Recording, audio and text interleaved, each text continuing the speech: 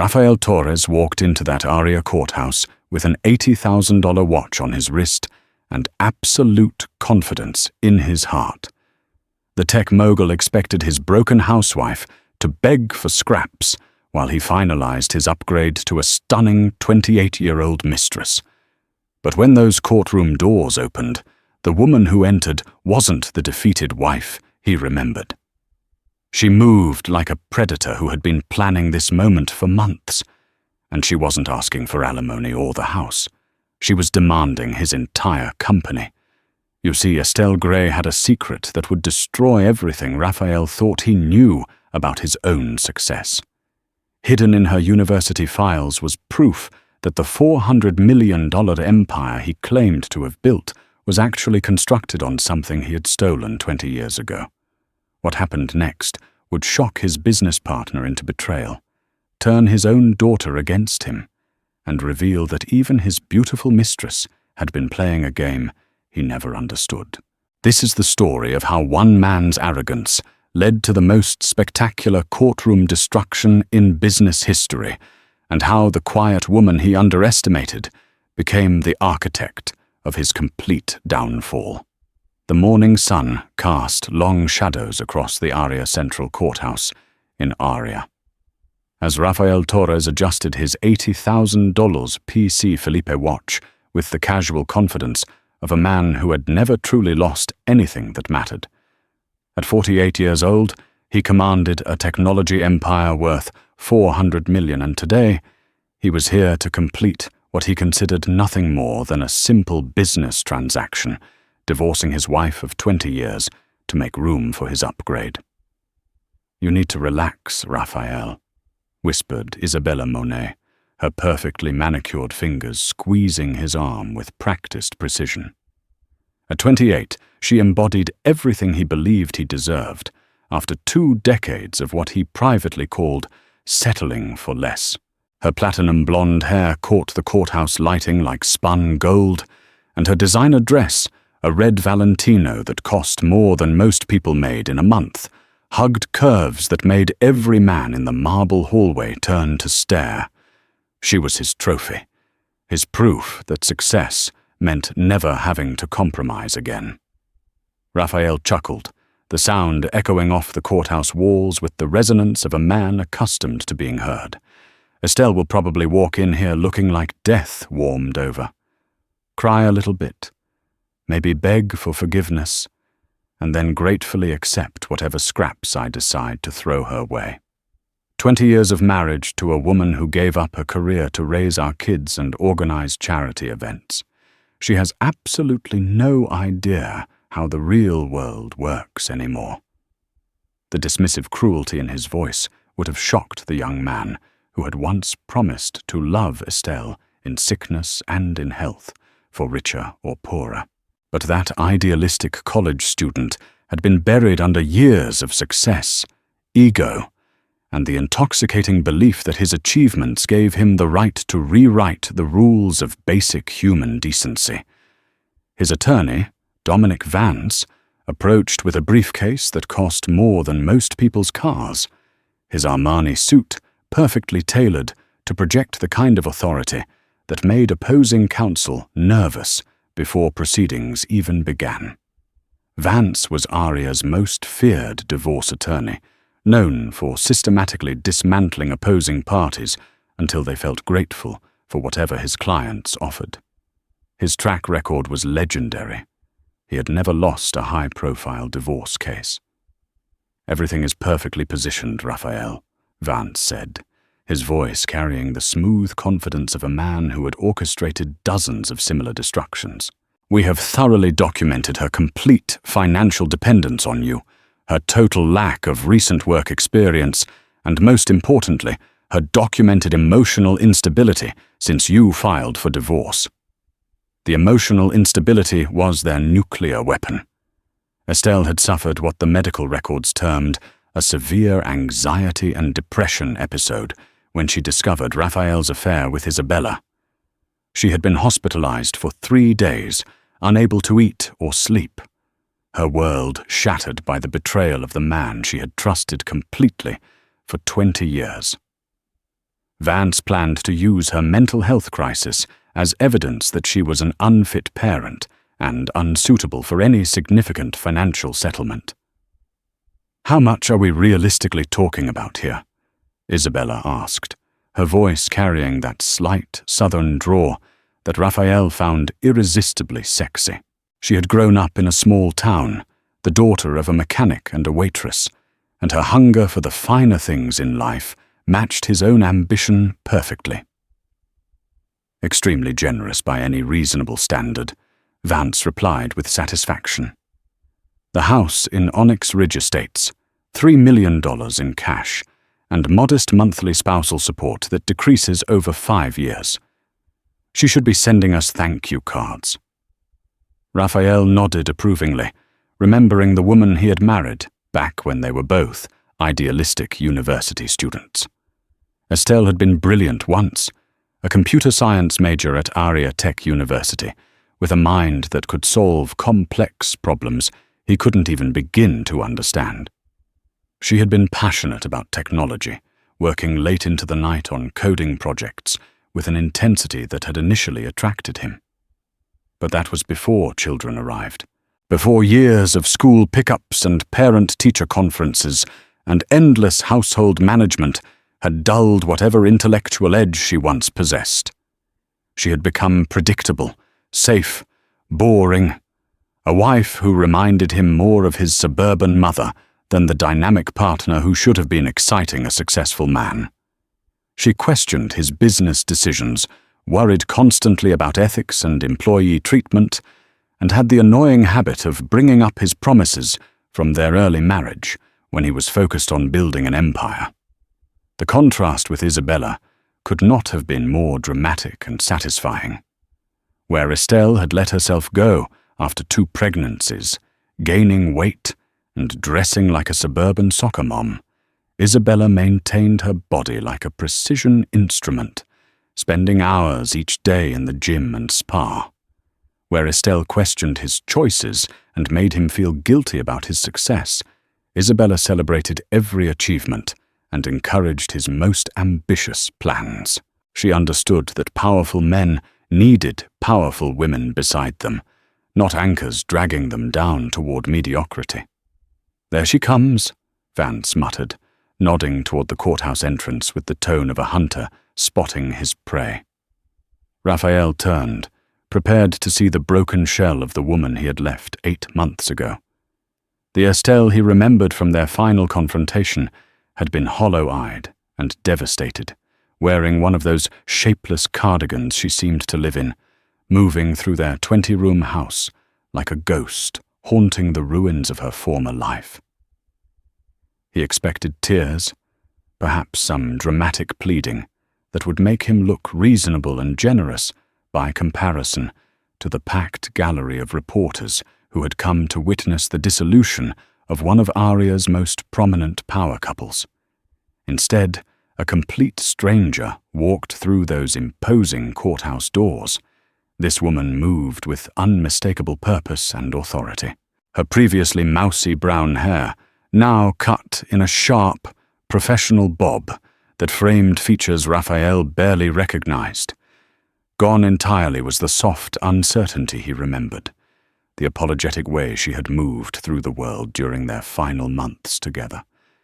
In its place was something harder, more focused, almost predatory in its intensity.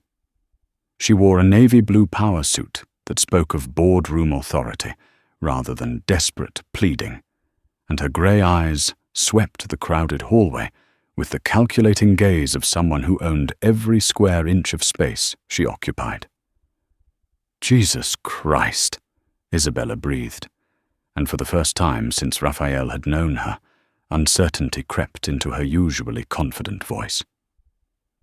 The woman, who had once been his wife, approached their small group with measured steps that seemed to count down to some inevitable confrontation.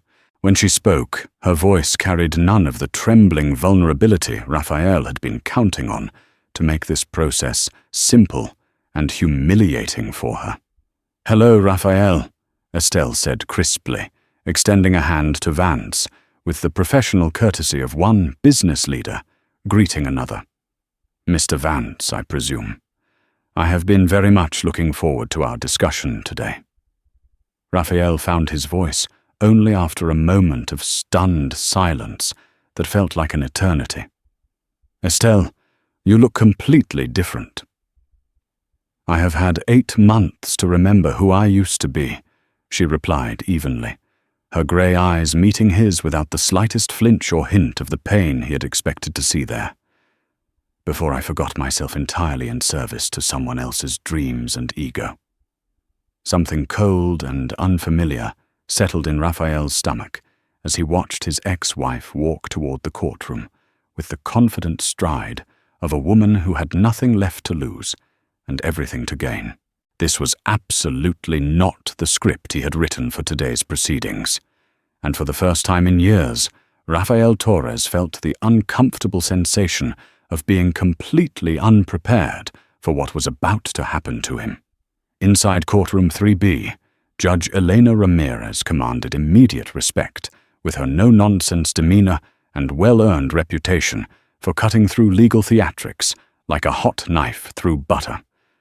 At 55, she had presided over some of Aria's most contentious and high-profile divorce cases, and something about the Torres divorce had already caught her sharp attention during the preliminary hearings that had taken place over the past month.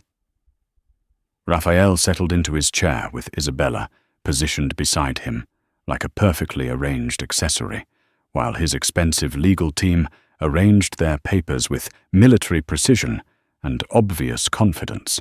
Across the narrow aisle that might as well have been an ocean, Estelle sat with her attorney, Clara Dubois, a woman known more for meticulous preparation and brilliant legal strategy than flashy courtroom theatrics or media manipulation. The gallery behind them was packed with reporters, legal observers, and curious members of Aria's tech community who had heard whispers about what might unfold today. The Torres divorce had all the elements that made for compelling courthouse drama.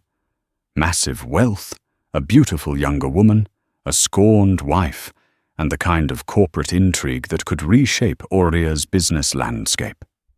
The petitioner seeks dissolution of marriage with standard community property division, Vance began, his voice carrying the smooth authority of aged whiskey and countless courtroom victories. Mr. Torres has built Apex Dynamics from absolutely nothing into one of Aria's most successful and internationally recognized technology companies. He respectfully requests reasonable settlement terms that accurately reflect his wife's limited contribution to their joint financial success. Judge Ramirez nodded thoughtfully, making careful notes on the legal pad before her. And what exactly does Mrs. Gray seek in response to these proposed terms? Clara Dubois rose slowly from her chair, her movements deliberate and measured like those of a chess master who had been planning her strategy for months. "Your Honor, my client is not requesting standard community property division. We are asking this court to carefully examine the true foundation upon which Apex Dynamics was built and to determine whether Mr. Torres has any legitimate legal right to claim ownership of the intellectual property that forms the core value of his company." The courtroom fell completely silent, except for the mechanical hum of fluorescent lights and the soft scratching of reporters' pens on paper. Raphael felt Vance stiffen noticeably beside him, and Isabella's perfectly manicured hand found his forearm again, her grip significantly tighter than it had been moments before. "Please elaborate for the court, Counselor," Judge Ramirez commanded, with the tone of someone accustomed to getting immediate and complete answers. "Your Honor, we intend to prove beyond any reasonable doubt that the revolutionary algorithm that powers Apex Dynamics and generates virtually all of its revenue was not created by Rafael Torres in his garage startup, as company mythology and press releases have claimed for the past 15 years. We will demonstrate conclusively that this technology was created entirely by Estelle Gray, then Estelle Valois, as part of her senior thesis project at the Aria Tech University Computer Science Department in 2004. Vance shot to his feet like a man who had been struck by lightning. "Objection, Your Honor. This is nothing more than harassment based on ancient history and selective memory. Mrs. Gray was a supportive spouse during the early years of the company's development. Nothing more than that." "Your Honor," Dubois continued with perfect calm, completely ignoring Vance's theatrical objection. "We have extensive documentation proving that the Nexus Core algorithm, which currently generates over 90% of Apex's annual revenue of $250 million, was entirely conceived, programmed, and tested by my client. Mr. Torres commercialized her work without any form of compensation, recognition, or legal transfer of intellectual property rights. This constitutes one of the most egregious cases of technology theft in Aria's business history." Raphael's carefully ordered world tilted slightly on its axis. Nexus Core. He had not heard that specific name spoken aloud in at least 15 years, had almost managed to forget that it had ever been called anything other than the Apex Core platform. That was what Estelle had called her senior project during their final semester at ATU, the elegant and revolutionary piece of code that could optimize data processing workflows in ways that seemed almost magical to everyone who witnessed it in action.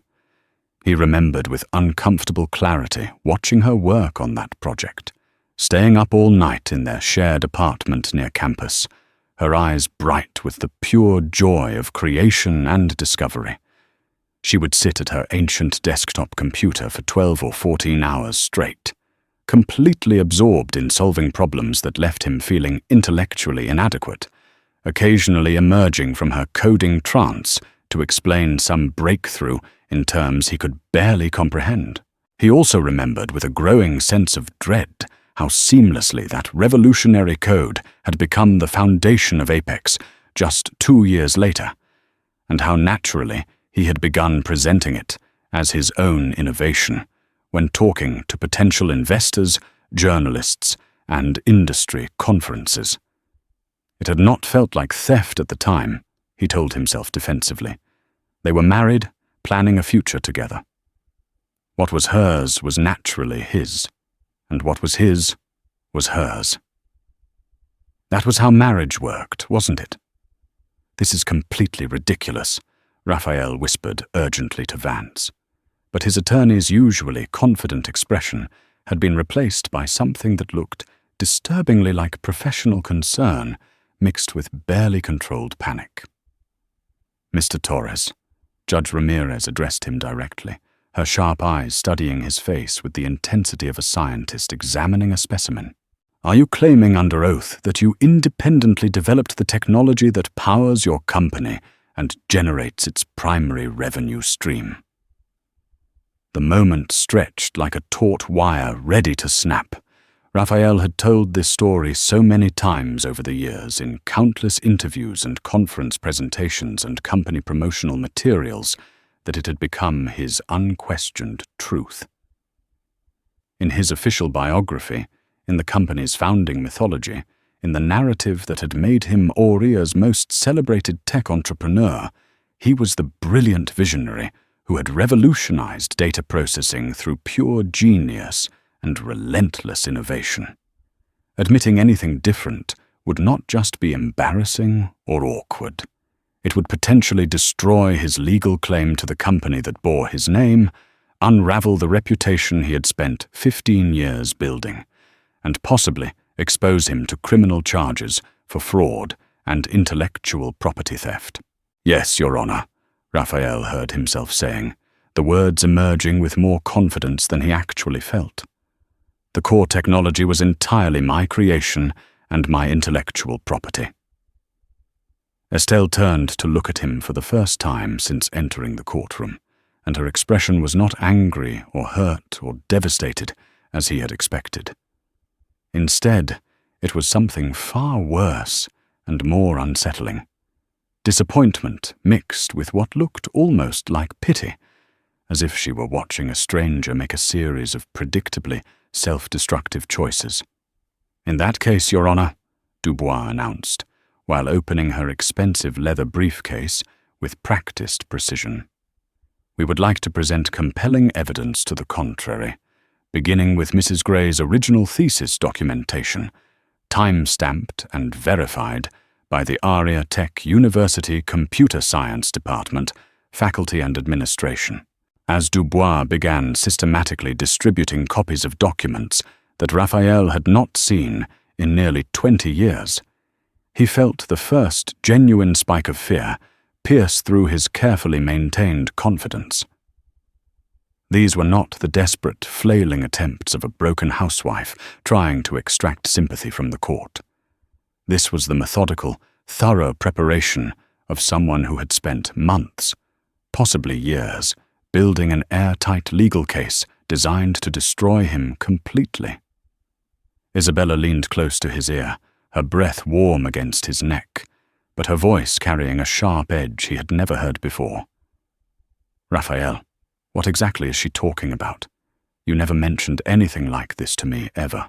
For the first time in their entire relationship, Raphael Torres did not have a confident, reassuring answer for the beautiful woman beside him. He could only sit in growing dread and watch as his ex-wife methodically began dismantling the foundation of everything he had built his identity and reputation upon.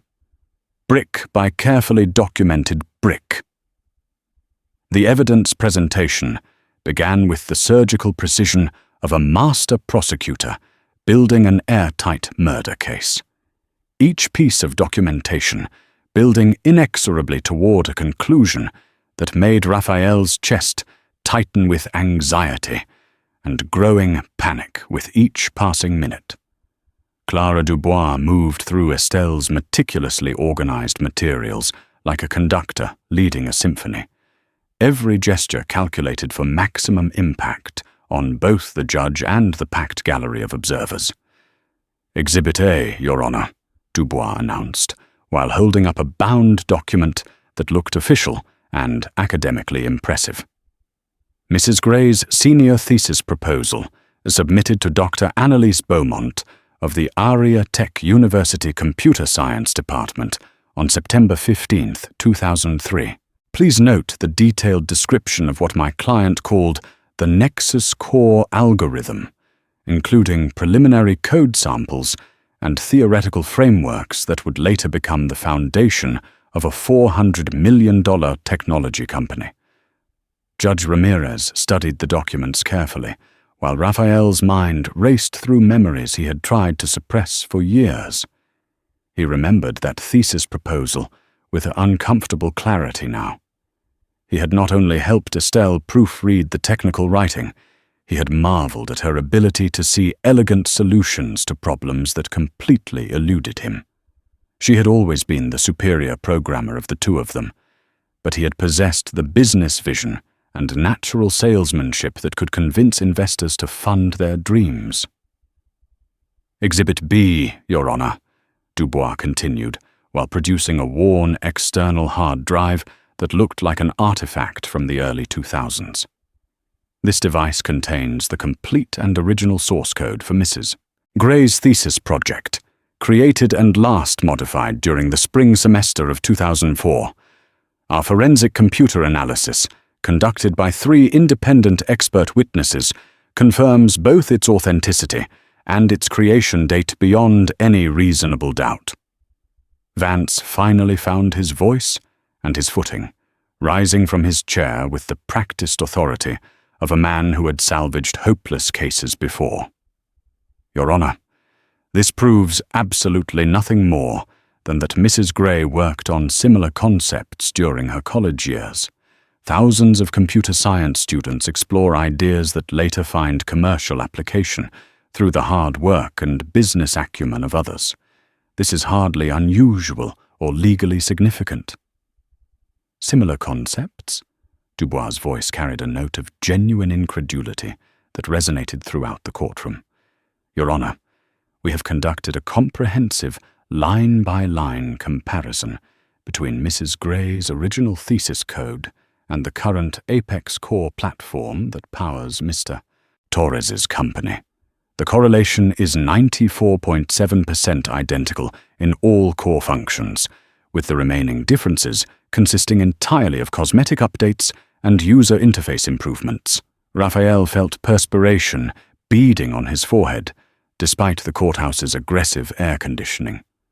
Beside him, Isabella shifted uncomfortably in her designer chair, her earlier confidence beginning to evaporate as the true implications of what they were hearing became impossible to ignore or dismiss.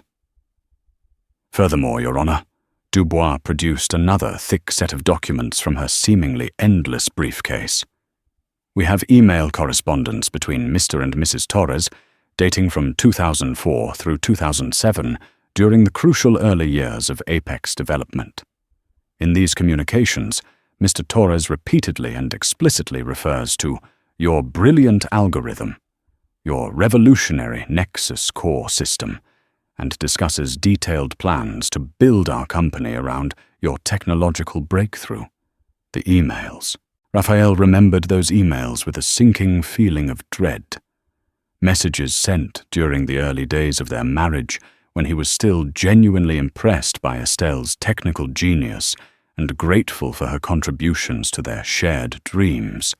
Before success and ego had convinced him that he deserved all the credit for their joint accomplishments, before he had begun rewriting their history to make himself the sole hero of their story.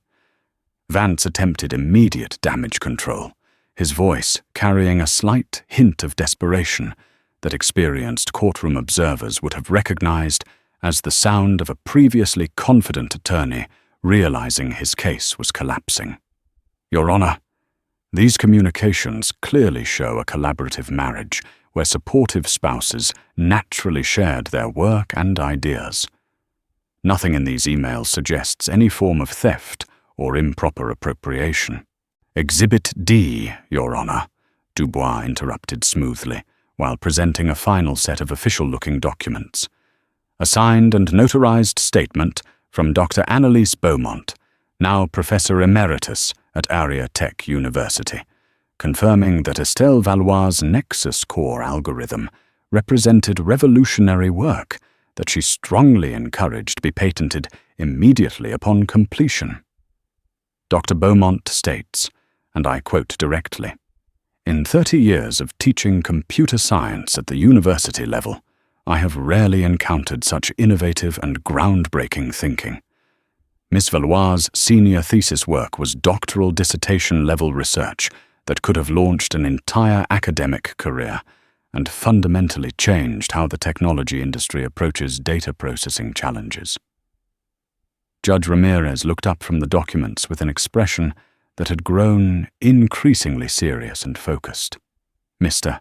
Torres, given this extensive evidence that has been presented to the court, do you still maintain your previous testimony that you independently developed the Nexus core technology?" This was the crucial moment of truth that would determine the trajectory of the rest of Raphael's life. He could feel the weight of 20 years of carefully constructed lies pressing down on him like a physical burden. He glanced desperately at Estelle, hoping to see some trace of softness or mercy, some indication that she might accept a face-saving compromise that would allow him to maintain some dignity while acknowledging her contributions. Instead, he found those penetrating grey eyes watching him with the infinite patience of someone who already knew exactly what choice he would make, someone who had predicted his response and prepared accordingly. "I want to be completely honest with this court," Raphael began carefully, his legal training from years of depositions guiding his words.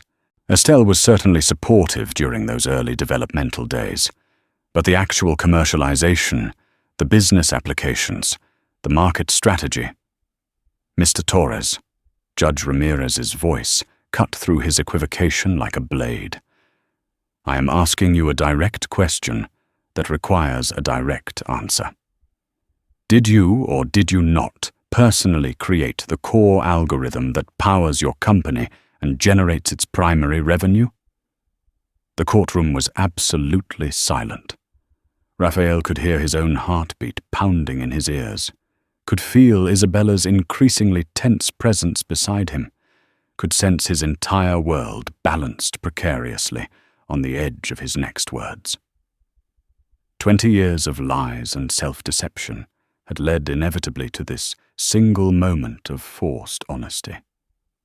I refined and developed the commercial applications of the technology, he said finally, the words feeling like they were being pulled from his throat against his will. But the original concept, the foundational algorithm, that was Estelle's work. It was the first completely honest statement he had made in the courtroom, and it felt like stepping off the edge of a cliff into free fall.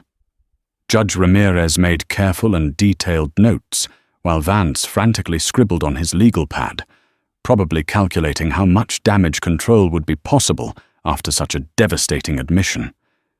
Isabella's perfectly manicured hand slipped away from Raphael's arm entirely, and when he glanced at her, her expression had shifted dramatically from supportive girlfriend to concerned businesswoman, rapidly calculating her own options and exit strategies. Mrs. Gray, Judge Ramirez addressed Estelle directly, while the courtroom remained dead silent. What specific remedy or compensation are you seeking from this court for this intellectual property?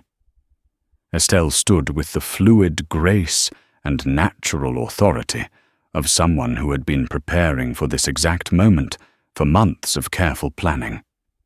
Your Honor, I am not seeking compensation for past work or recognition for previous contributions. I am requesting the complete return of my stolen property. The word stolen hit Raphael like a physical blow to his solar plexus. I am asking this court to recognize that Apex Dynamics was built entirely on technology that was never legally transferred, licensed, or sold to Mr. Torres under any form of contract or agreement. I am requesting majority ownership of the company I actually created, with full authority to determine its future direction and leadership. The courtroom erupted in surprised murmurs and excited whispers. Vance looked like he had been struck by lightning.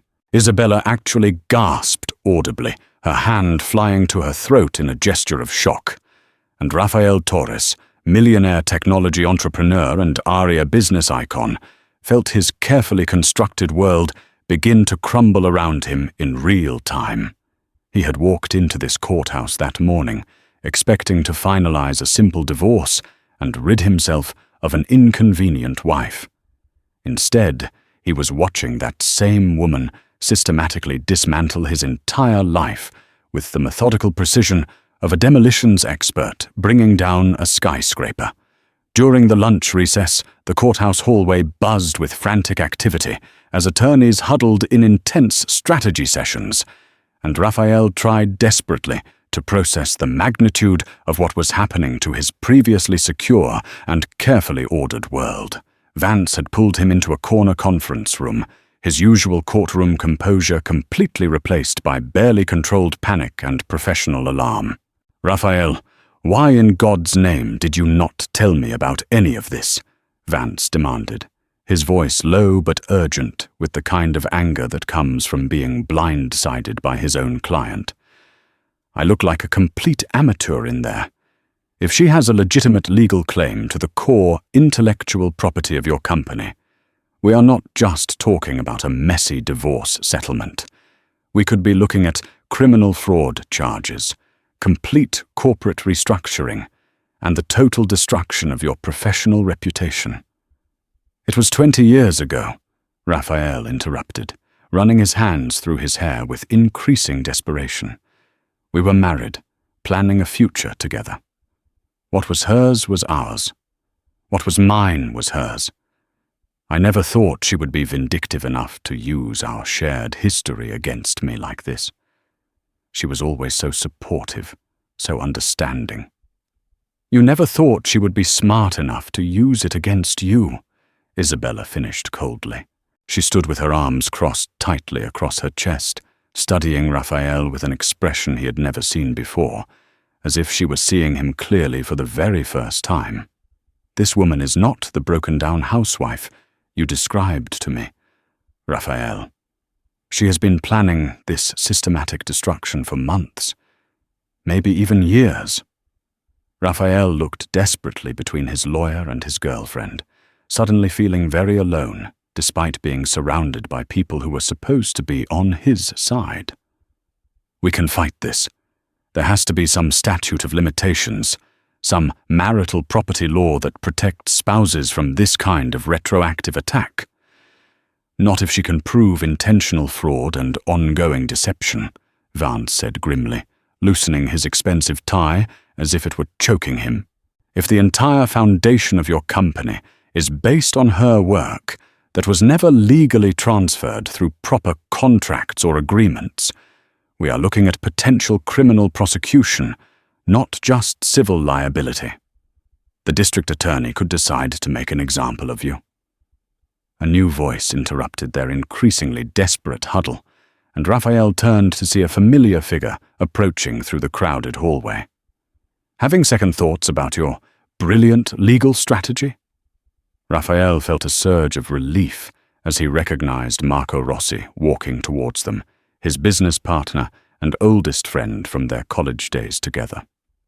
Marco had been the third crucial member of their original garage startup team, the marketing and operations genius who had helped transform Estelle's revolutionary algorithm into a commercially viable product. He was supposed to be there as Raphael's primary character witness, someone who could testify to Raphael's essential contributions to the company's success. "Marco, thank God you are here," Raphael said with genuine gratitude. "Please tell them this whole thing is completely insane. You were there from the very beginning. You know exactly how we built this company together as equal partners." Marco's expression was strange and unsettling, almost melancholy, as if he were attending a funeral for someone he had once cared about deeply. "Actually, Raphael, that is exactly why I am here today. I need to tell you something that I should have said years ago. Something I have been carrying around like a guilty secret." Something cold and predatory settled in Raphael's stomach at the tone of Marco's voice. "What exactly are you talking about?" "I have been watching you systematically take credit for Estelle's work for 15 years, Marco said quietly, his words carrying the weight of long-suppressed truth. "I have watched you rewrite our company's history, convince yourself and everyone else that you were the technical genius behind Nexus Core, and gradually erase Estelle's contributions from every story you tell about our success.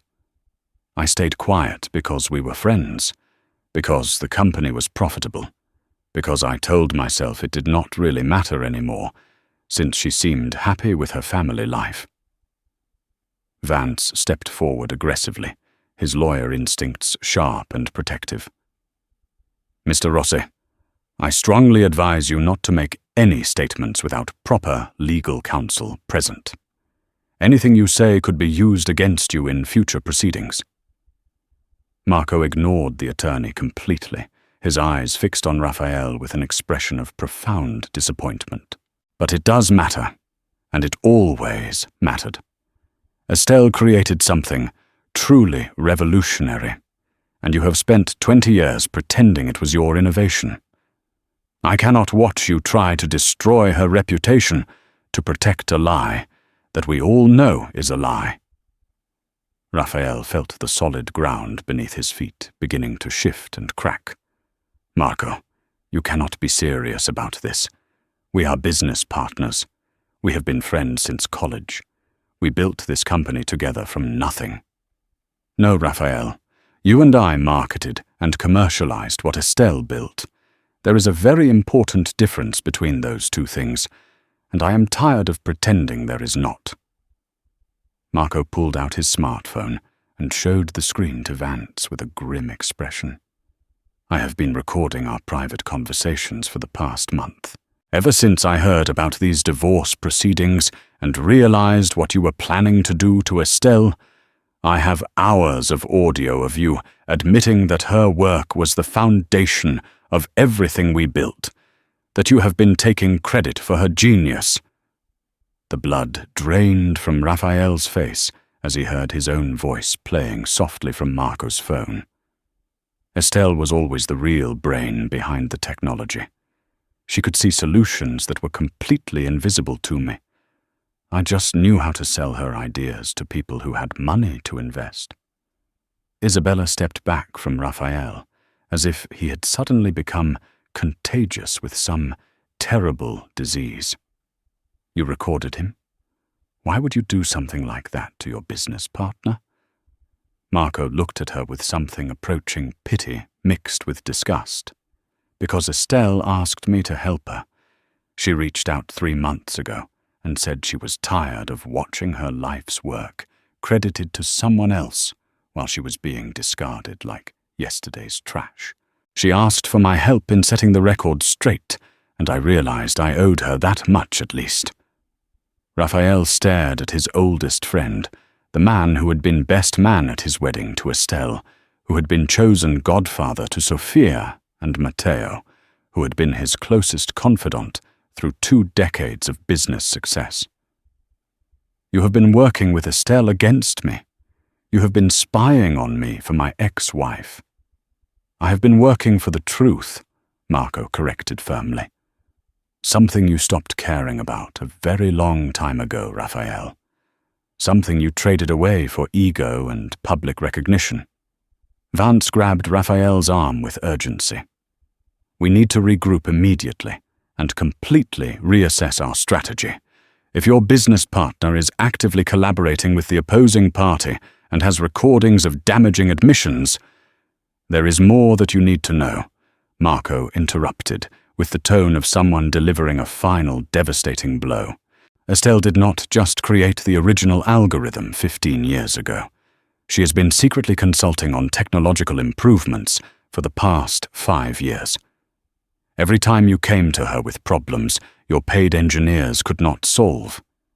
Every major upgrade to the Nexus core system, every breakthrough that kept Apex ahead of our competitors, every innovation that doubled our company valuation last year. All of that came directly from recommendations and solutions that Estelle developed, while you were telling everyone she was just a housewife who could not understand basic business principles." Raphael's knees nearly buckled as the full implications hit him. The successful product launches that had made him Aria's most celebrated entrepreneur, the technological innovations that had attracted major investment and partnership deals, the breakthrough algorithm improvements that had established Apex as the industry leader. All of it had come from suggestions that Estelle had made during their increasingly rare conversations about his work challenges. She has been secretly helping you succeed while you were publicly humiliating her and privately cheating on her, Marco continued relentlessly. While you were telling investors and journalists that she was just a suburban housewife who could not possibly understand your sophisticated business, she was solving the technical problems that your team of highly paid engineers could not figure out. Isabella was backing away from Raphael now, her designer heels clicking on the marble floor with increasing urgency. "I need to get some air," she said, but her voice carried a sharp edge that Raphael had never heard before, the sound of someone rapidly reassessing their investment in a failing proposition. "Isabella, please wait," Raphael called after her desperately, but she was already walking quickly toward the bank of elevators. David watched her retreat with a knowing expression that suggested he understood something Raphael did not. "You might want to have a very serious conversation with your girlfriend about her real motivations and loyalties, Raphael. Estelle is not the only person in your life who has been keeping important secrets from you." Before Raphael could ask what he meant by that ominous comment, Marco turned and walked back toward the courtroom leaving Raphael and Vance alone in the hallway. Raphael felt like he was drowning, frantically grasping for something solid to hold on to, as everything familiar and reliable slipped away from his control. "We are in extremely serious trouble," Vance said grimly.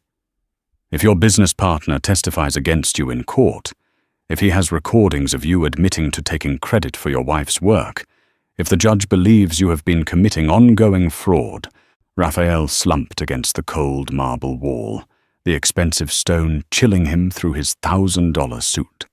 For the first time in 20 years of business success, he had absolutely no idea how to win.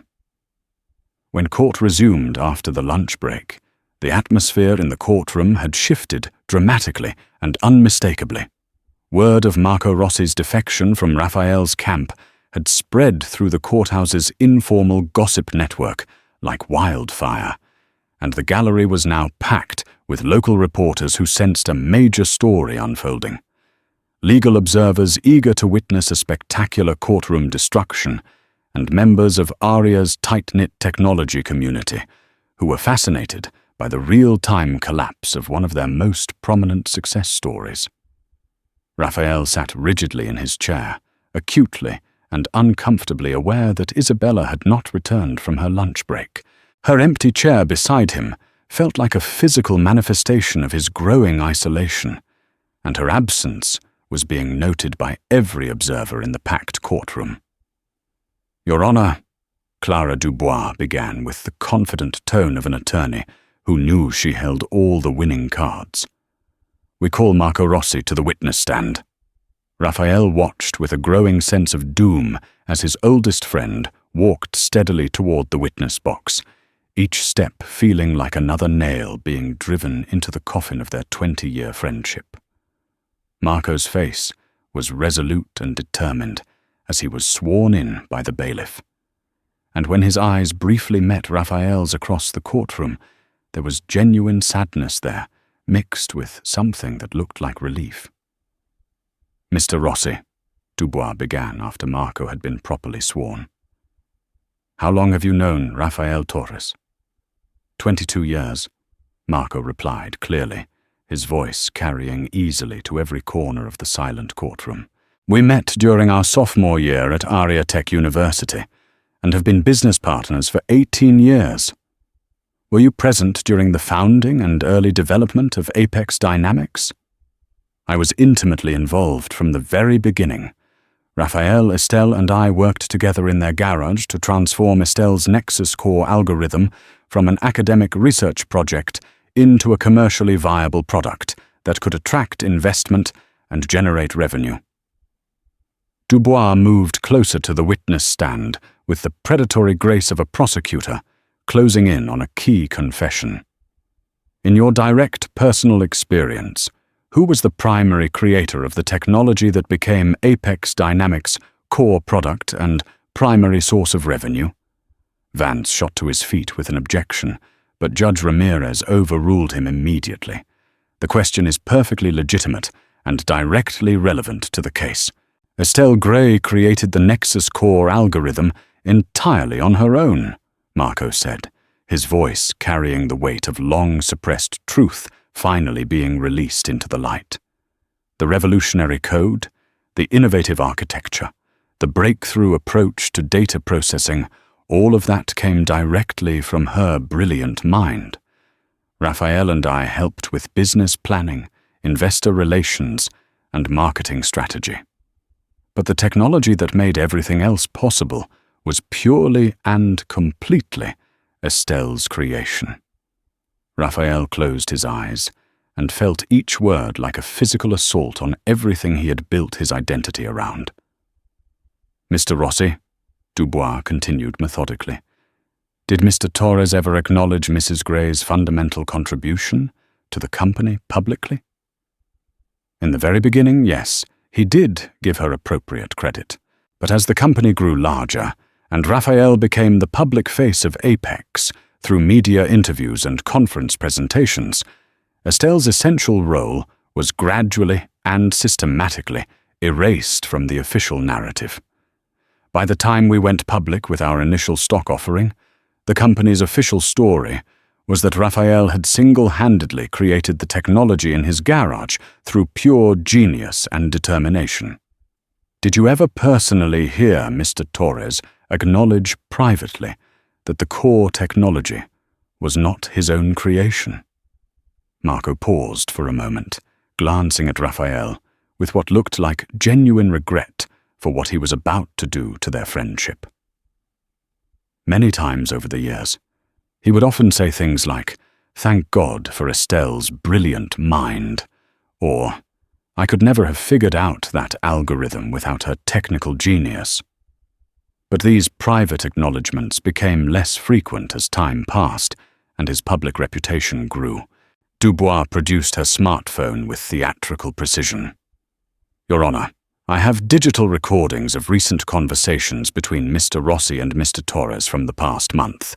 With the court's permission, I would like to play selected excerpts for the record." Raphael's voice suddenly filled the courtroom through the sound system, clear and unmistakably his own. "The funny thing is, Marco, everyone thinks I am some kind of technical genius who revolutionized data processing. The truth is, I would not know elegant code if it jumped up and bit me on the arse.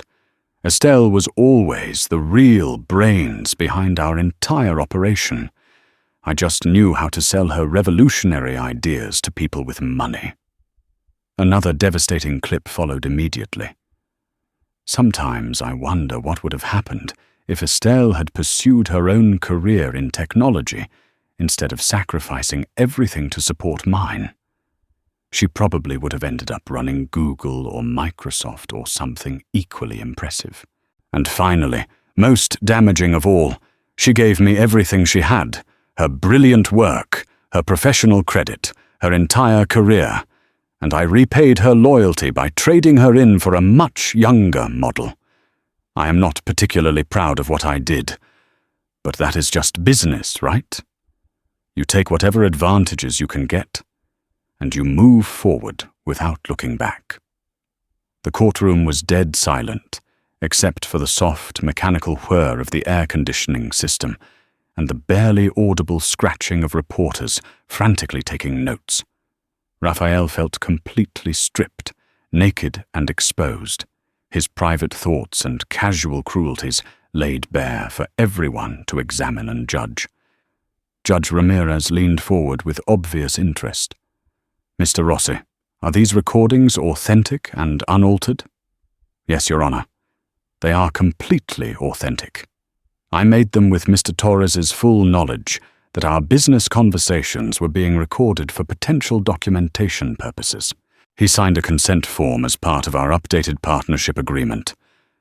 It was absolutely true, and Raphael remembered with sinking dread signing something that Marco had presented as standard legal protection for their business discussions. He had never imagined those recordings would ever be used as weapons against him in a courtroom. Vance attempted a desperate cross-examination, trying to paint Marco as a disgruntled business partner or someone with his own financial motivations. But Marco was completely unshakable in his testimony. Yes, he had been working closely with Estelle to document the truth about the company's origins. Yes, he believed she deserved full recognition and appropriate compensation for her revolutionary contributions. No, he did not believe Raphael had intentionally committed fraud in the very beginning of their partnership. But yes, he absolutely believed that the continued denial of Estelle's essential role had become fraudulent and deeply unethical over time. When Marco finally stepped down from the witness stand, he paused beside Raphael's table and leaned down to speak quietly. "I am genuinely sorry it came to this, Raphael, but someone had to tell the truth, and it should have been you." As his former best friend and business partner walked away, Raphael realized with devastating clarity that he was now completely alone. No supportive business partner, no loyal girlfriend. Facing an ex-wife who had spent months methodically preparing for this moment, while he had arrogantly assumed she was simply grieving their failed marriage and would eventually accept whatever scraps he chose to offer her. "Your Honor," Dubois announced, "we call our final witness, Sophia Torres." Raphael's head snapped up in complete shock and disbelief. His 16-year-old daughter walked into the courtroom wearing a simple black dress that made her look older than her years, her dark hair pulled back in a serious ponytail. She looked absolutely terrified, but also determined as she made her way to the witness stand, her chin raised with a defiant courage that reminded everyone present exactly whose daughter she was. "Sophia!" "No," Raphael whispered desperately, but she did not look at him as she was sworn in. Judge Ramirez addressed the teenager with obvious gentleness and care. "Miss Torres, you understand that you are not legally required to testify for or against either of your parents in these proceedings." "I understand that completely, Your Honor," Sophia replied, her young voice steady and clear despite her obvious nervousness. "But I want to tell the truth about what I have personally witnessed in my family over the years." Raphael felt his last remaining hope crumble as his own daughter prepared to testify against him. The brilliant legal strategy he thought he had crafted was about to be demolished by the person whose opinion mattered more to him than anyone else in the world. And there was absolutely nothing he could do to stop it. Sophia Torres sat in the witness chair with a composure and natural dignity that reminded everyone in the courtroom exactly whose daughter she was and which parent had been her primary role model. At 16, she had inherited her mother's sharp, analytical mind and her father's natural presence. But what struck Raphael most profoundly was the deep disappointment in her eyes when she finally looked directly at him. "Sophia," Clara Dubois began with obvious gentleness and care for the teenager's emotional state. "I know this must be extremely difficult and painful for you. Please tell the court about your parents' working relationship during your childhood." "My parents always worked as a real team," Sophia said clearly, her voice carrying to every corner of the silent courtroom. "Dad would come home from the office completely frustrated about some technical problem that his engineers could not solve, and Mum would sit with him at our kitchen table and draw diagrams and flowcharts on napkins while she was helping me with my homework or feeding my little brother Matteo." Raphael remembered those kitchen table problem-solving sessions with uncomfortable clarity, Estelle's patient explanations and elegant solutions making the most complex technical challenges seem simple and manageable. He had completely forgotten how natural and automatic it had been to bring his most difficult work problems to her, how reliably she had provided innovative solutions that he could present to his team the following day. "Did your mother work on Apex Dynamics business on a regular basis?" Dubois continued.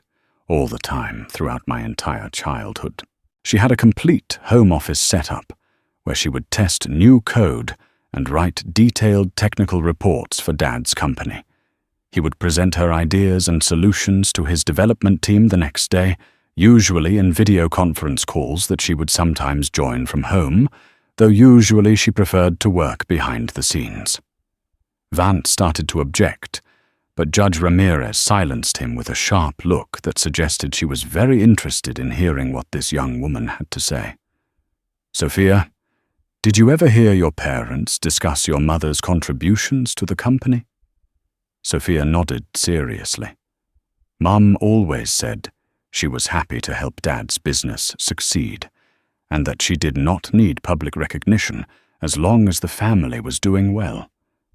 But sometimes I would hear them arguing late at night about credit and acknowledgement. Mum would get really upset when Dad gave interviews to magazines or spoke at conferences where he called himself the sole founder and inventor, and he would tell her that effective marketing required simple, clean stories that people could easily understand and remember." Raphael winced visibly as his own words came back to haunt him through his daughter's testimony. He remembered those arguments with Estelle, how he had dismissed her concerns as petty ego or unreasonable jealousy. It had never occurred to him that his children were listening carefully to those conversations and forming their own judgments about his character and treatment of their mother. What changes did you observe in your household over the past few years? Dad started working much later hours and traveling constantly for business. When he was home, he would often be angry and critical, especially toward Mum. He told her repeatedly that she had gotten lazy and boring, that she did not understand how competitive and demanding the modern business world had become. Sophia's voice remained steady and clear, but her hands were visibly clenched in her lap. He would make her feel stupid and worthless for not having her own career. But then he would also get angry whenever she talked about maybe going back to work or starting her own consulting business. The courtroom remained absolutely silent as this teenager calmly described the systematic emotional abuse that had characterized her parents' marriage during its final years. Sophia, when did you first learn about your father's romantic relationship with Isabella Monet? I suspected something was wrong for several months before I knew for sure. Dad was acting completely different, secretive, distracted, always checking his phone and going into other rooms to take calls. Then one night, I came home early from studying at the library and saw them together in our kitchen. Sophia's composure finally showed the first small crack. Isabella was wearing one of Mum's aprons and cooking dinner like she already lived there and belonged in our house. Raphael remembered that night with painful clarity. Sophia had walked in on what was supposed to be a private meeting where he and Isabella were discussing her transition from company employee to his personal life. The look of shock and betrayal on his daughter's face had haunted him, but he had pushed the memory aside and convinced himself that teenagers were naturally dramatic about adult relationships. What happened to your mother after your parents separated? She had a complete emotional breakdown and had to be hospitalized for severe depression and an anxiety. Dad told people she was just being dramatic and manipulative, but Matteo and I saw what his betrayal really did to her. She lost over 20 lay-bees because she could not eat. She could not sleep for weeks. She could not concentrate on anything. Sophia looked directly at her father with an expression of profound disappointment. She felt completely worthless as a human being because the person she had spent 20 years supporting and building up was now telling the entire world that she had never contributed anything valuable to his success. Dubois approached the witness stand carefully. Sophia, has your mother discussed her current plans regarding Apex with you?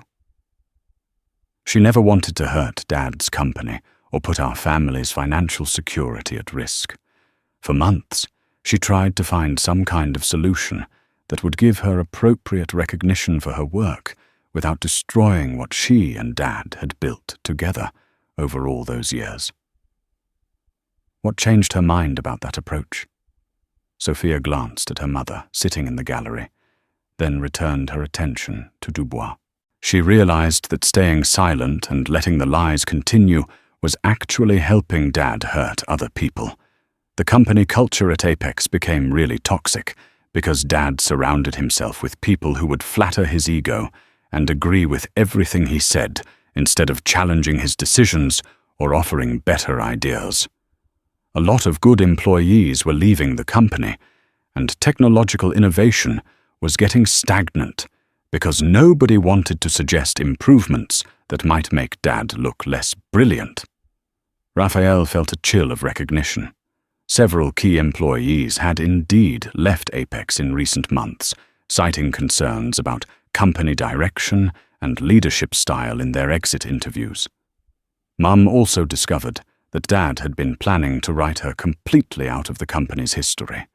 He commissioned an official biography about Apex's success story that was going to be published next year, and it never mentioned her contributions at all. When she saw the preliminary manuscript, she realized he intended to erase her existence from their story entirely. The biography project. Raphael had indeed commissioned a high-profile business writer to create a book about Apex's rise to success, positioning himself as the visionary founder who had revolutionized an entire industry. He had never once considered how Estelle would feel reading a version of their shared history that rendered her completely invisible. "Your Honor," Sophia said, turning to address Judge Ramirez directly, with remarkable poise for someone her age. "My mother created something truly revolutionary, and then spent 20 years watching someone else take complete credit for her work. She supported our entire family and Dad's career, while her own dreams and ambitions were completely forgotten. She deserves to have her brilliant work recognized and acknowledged." Dubois indicated she had no further questions. Vance's cross-examination was necessarily brief and completely ineffective. Aggressively attacking a 16-year-old girl's testimony about her parents' marriage and her own childhood experiences was a no-win situation that would only make him look cruel and desperate. As Sophia stepped down from the witness stand, she stopped beside Raphael's table and leaned down to speak quietly. "I love you, Dad, and I always will. But what you did to Mum was wrong, and it hurt our entire family. I really hope that someday you will understand that and find a way to make things right." Raphael watched his daughter walk back to sit beside her mother in the gallery, and for the first time in months, he saw them clearly as they really were. Estelle had her arm around Sophia protectively, providing comfort and strength and unconditional support. They looked like a complete and healthy family unit, and Raphael realized with devastating clarity that he was now the outsider, looking in at the life he had thrown away. He had traded his real family for an illusion of masculine success and sexual conquest, and now both the family and the illusion were slipping irretrievably away from his grasp. The afternoon recess felt like a funeral procession as Raphael stepped into the courthouse hallway, his world having been systematically dismantled by the three people he had trusted most in his life. Vance was frantically making phone calls to other attorneys and legal experts, seeking some desperate strategy or procedural loophole that might salvage their catastrophic position, but his increasingly frantic tone and body language suggested he was finding no viable solutions to their crisis. Raphael's phone buzzed constantly with urgent messages from reporters seeking statements, board members demanding explanations, and Apex employees who had heard rumors about the proceedings and were concerned about their job security. The company's stock price was already dropping precipitously as word leaked about the intellectual property dispute, and his carefully constructed business empire was literally cracking apart in real time as the market responded to news of the courtroom revelations. "Raphael." Isabella's familiar voice came from behind him, and he turned with a surge of desperate relief. He spun around to see her walking toward him through the crowded hallway, and for a brief moment he felt hopeful that at least one person in his life remained loyal and supportive. She looked as perfectly composed and beautiful as always, every strand of blonde hair precisely in place, her makeup flawless despite the stress and drama of the day. Her appearance was so normal and reassuring that he almost convinced himself everything would somehow work out. "Isabella, thank God you are here. I know this entire situation looks completely insane right now, but we will find a way to get through this together once this legal mess settles down and we can regroup." "We need to have a serious conversation," she interrupted flatly, her tone completely businesslike and devoid of any warmth or affection. Privately. Right now. Something in her voice made his stomach clench with apprehension, but he followed her down the hallway to an empty conference room. Isabella closed the door behind them with deliberate precision and turned to face him with an expression he had never seen before, cold, calculating, almost predatory in its complete lack of emotion. "Raphael, I need you to understand something very clearly," she began in a tone that sounded like a business executive delivering bad news to shareholders. "I am not going down with your sinking ship." "What are you talking about? This is just a temporary legal challenge. We have resources. We have options. We can fight this." "With what exactly?" Isabella's voice cut through his desperate optimism like a knife. "Your company was built on stolen technology that you have been lying about for 20 years. Your business partner has completely turned against you and has recordings of you admitting to fraud. Your own teenage daughter just testified about your character and treatment of her mother. Your stock price is in complete freefall as we speak." She paused, studying him like a scientist examining an interesting specimen under a microscope. "You are completely finished, Raphael." Raphael stared at the woman he had destroyed his marriage for, the person he had believed was deeply in love with him. "Isabella, you love me. We have been making plans for our future together." She laughed, and the sound was like breaking glass, sharp and cutting, and completely devoid of warmth. "Love, Raphael? I am 28 years old. I look like a fashion model, and I have an MBA from a top business school. Do you honestly think I fell in love with your sparkling personality and brilliant conversation skills?"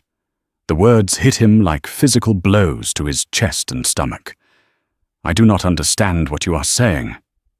I was attracted to your success, your power, your wealth, and your status in Aria's business community. Take all of those things away, and what is left? A middle-aged man who betrayed his family and built his entire reputation on lies and stolen credit."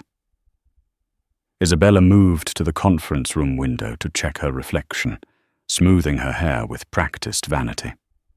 "I am not the kind of woman who stands by her man through adversity and scandal. I am the kind who finds a better man with better prospects." Raphael felt dizzy and nauseous. "Isabella, please, we can work through this together. I can rebuild my career. I can start over." "No, Raphael, you really cannot." She turned back to him with an expression of cruel finality. "Because I haven't been completely honest with you either about my motivations and activities." Something in her tone made his blood run cold with fear. "What do you mean by that?" Isabella smiled, and it was not the warm, seductive expression he remembered from their intimate moments together. It was cold and calculating and completely without mercy. "I have been systematically documenting everything, Raphael. Every private conversation where you admitted to taking credit for Estelle's work, every plan you made to minimize her divorce settlement, every cruel and dismissive comment you made about your wife and children." "Why would you do something like that to me?"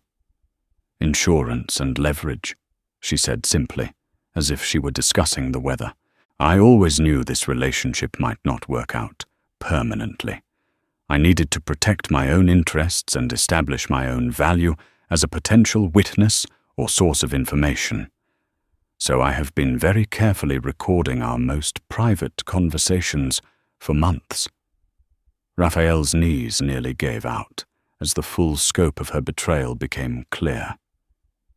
"You have been spying on me this entire time. I have been securing my own future, just like you taught me to do in business. Always maintain leverage. Always have multiple exit strategies. Always be prepared to cut your losses when an investment goes bad." Isabella pulled out her smartphone and showed him a recording application that had clearly been used extensively. "I have hours and hours of audio recordings of you, Raphael. You admitting to intellectual property theft, you planning to cheat your wife out of a fair settlement, you saying horrible and degrading things about your own children." The betrayal was so complete and devastating that Raphael literally could not process the scope of what she was telling him. "What do you want from me?" "I want to make a deal with Estelle's legal team.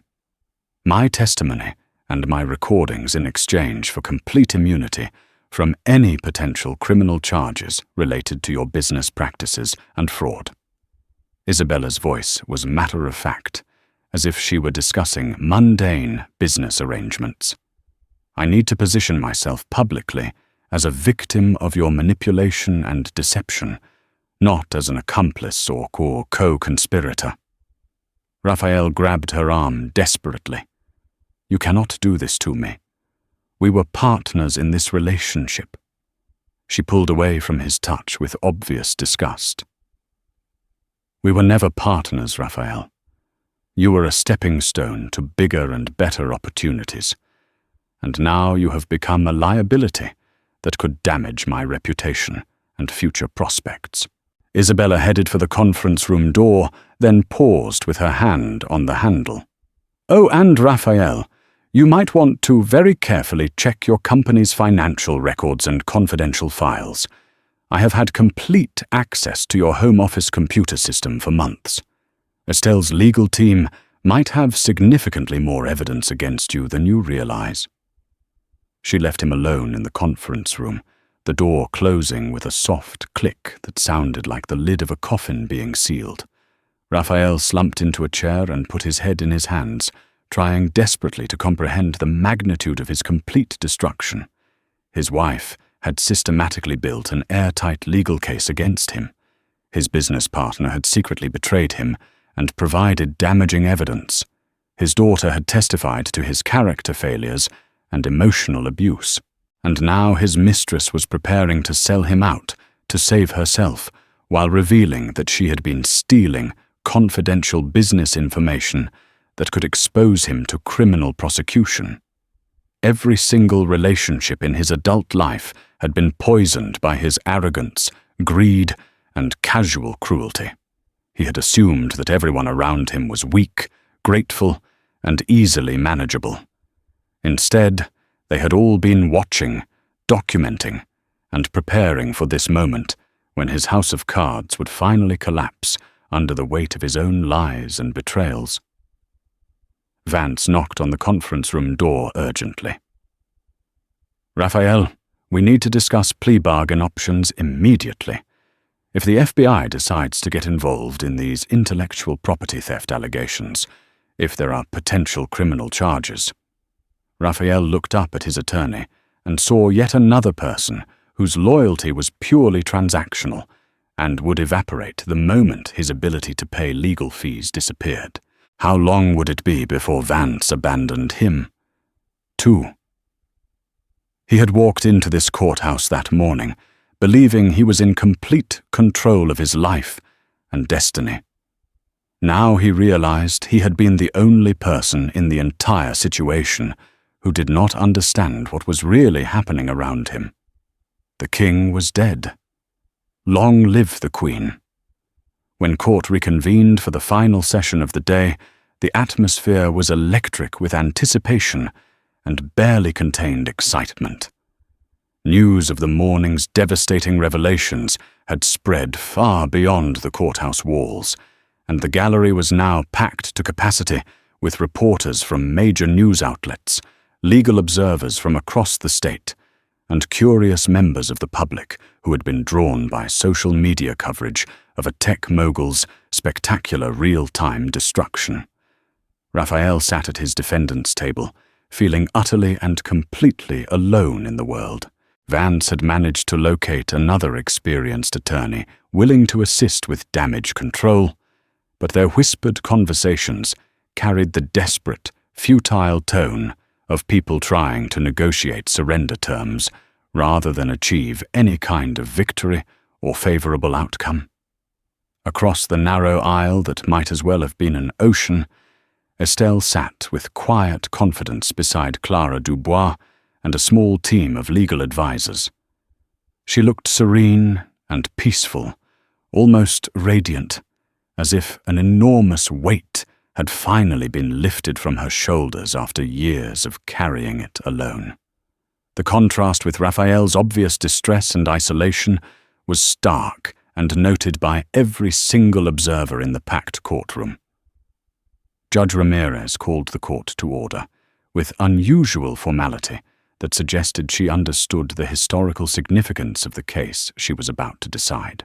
Before we proceed with closing arguments, I understand there are additional materials that need to be submitted to the court for consideration. Clara Dubois stood with the confident bearing of an attorney who knew she held every winning card. Yes, Your Honor. We have audio recordings provided by Miss Isabella Monet, documenting numerous explicit admissions by Mr. Torres regarding his systematic appropriation of Mrs. Gray's intellectual property, as well as his deliberate plans to minimize her recognition and compensation. Raphael watched in numb horror as his most private and intimate conversations were prepared for public consumption. His voice would soon fill the courtroom, casual and careless, as he spoke to Isabella about the woman he had promised to love and honor. The supreme irony is that Estelle could have been a tech industry CEO herself if she had not wasted her considerable intelligence and talent on raising our family and supporting my career. But that situation worked out perfectly for me. I got access to her revolutionary innovations and her complete, unquestioning dedication. Another devastating clip followed. Estelle thinks marriage is supposed to be about true partnership and mutual support. But successful business is really about winning at any cost. I took whatever I needed to succeed, and she was too trusting and naive to stop me. And most damaging of all, I have spent so many years convincing everyone, including myself sometimes, that I am the technical genius behind Apex's success. But late at night, when I'm honest with myself, I know the absolute truth. Everything valuable and innovative came directly from her brilliant mind. Each recording hit the courtroom like a physical blow.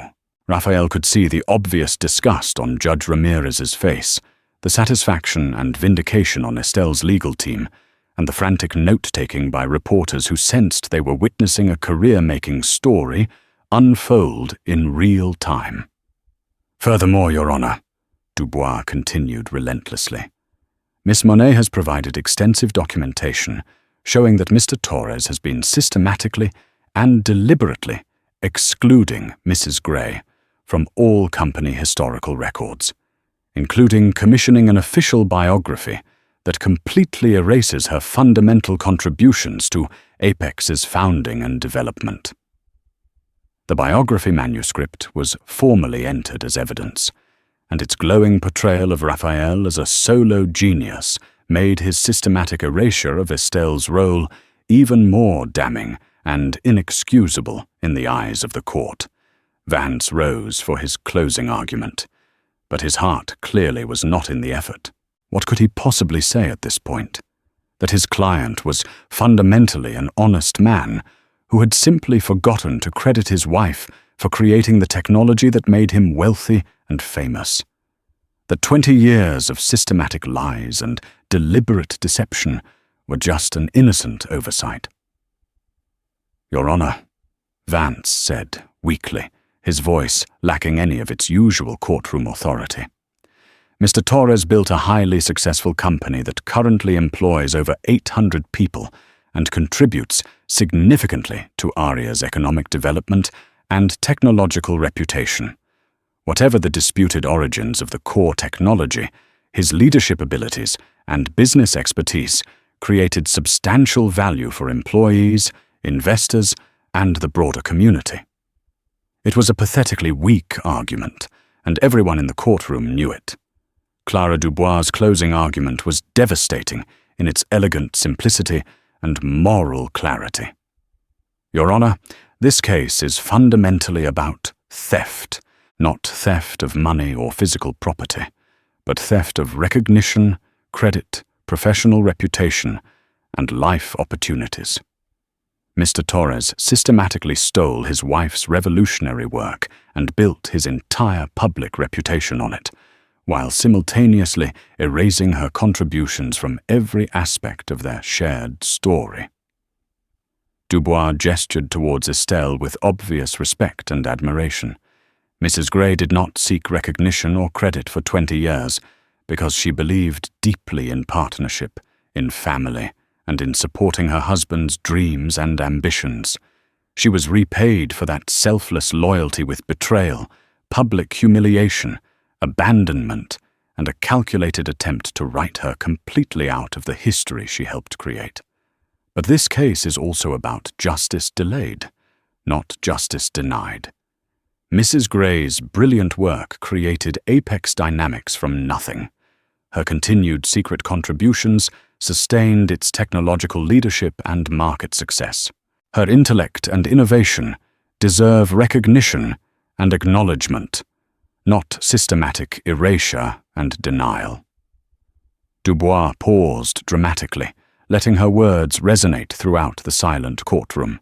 Your Honor, we ask not just for fair division of marital assets, but for complete restoration of stolen credit and recognition. Mrs. Gray should be acknowledged as the true founder and primary technological innovator behind Apex Dynamics. Judge Ramirez retired to her chambers to consider her decision, while the courtroom buzzed with nervous energy and excited speculation.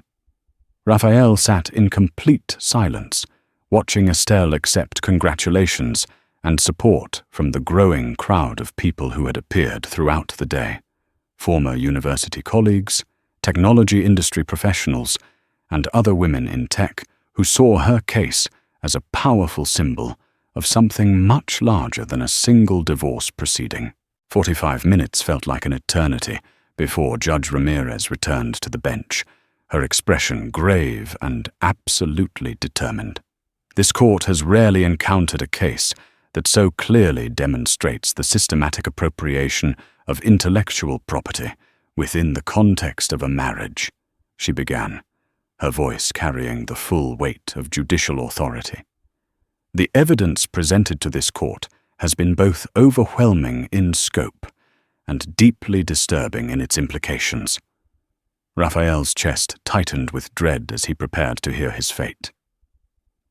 Mr. Torres has explicitly admitted, both in formal deposition testimony and in multiple recorded private conversations, that the foundational technology of Apex Dynamics was created entirely by Mrs. Gray. His continued claims of authorship and innovation constitute deliberate fraud that has been perpetuated for nearly 2 decades. The word fraud echoed through the courtroom like a gunshot, and Raphael felt his remaining hopes crumble. Furthermore, the extensive evidence demonstrates a clear pattern of emotional manipulation and financial abuse designed to systematically diminish Mrs. Gray's sense of personal worth and her legitimate claims to recognition for her groundbreaking work. Judge Ramirez looked directly at Raphael with an expression of obvious disapproval and moral judgment. This court finds that Apex Dynamics was built entirely on revolutionary technology, developed solely by Estelle Gray, appropriated without her informed consent or any form of fair compensation, and commercialized through systematic deception and historical revisionism. Raphael felt the last foundations of his world completely disintegrate. Therefore, this court awards Mrs. Gray 70% ownership of Apex Dynamics with full authority to determine company leadership, strategic direction, and operational management. Mr. Torres will retain 20% ownership as partial compensation for his marketing and business development contributions during the company's growth phase. The remaining 10% will be held in trust for their minor children until they reach the age of 25. 70%. Estelle would now control his company, his life's work, his entire professional identity and legacy. Additionally, Mr. Torres will be required to publicly acknowledge Mrs. Gray's role as the true creator of the Nexus core technology and primary innovator behind Apex's revolutionary success through press releases, media interviews, and corrections to all existing company historical materials. The gavel fell with a sound like thunder, and Rafael Torres's 20-year reign as Aria's most celebrated tech entrepreneur officially ended in complete disgrace. As reporters rushed to get exclusive statements, and Estelle was surrounded by supporters and well-wishers, Rafael sat completely alone at his defendant's table, staring in shock at the wreckage of everything he had built on lies and betrayal. He had gained the world by stealing someone else's work and lost his soul in the process. Now he had lost the world as well, and there was no path back to redemption. 6 months after the courthouse devastation that destroyed his empire and restored Estelle's stolen legacy, Rafael Torres sat in a modest coffee shop in South Aria, surrounded by the kind of ordinary people he had once looked down upon with casual arrogance. The $60 artisanal lattes he used to order without thinking had been replaced by simple black coffee from a ceramic mug, a small but constant reminder of his dramatically reduced circumstances and shattered social status.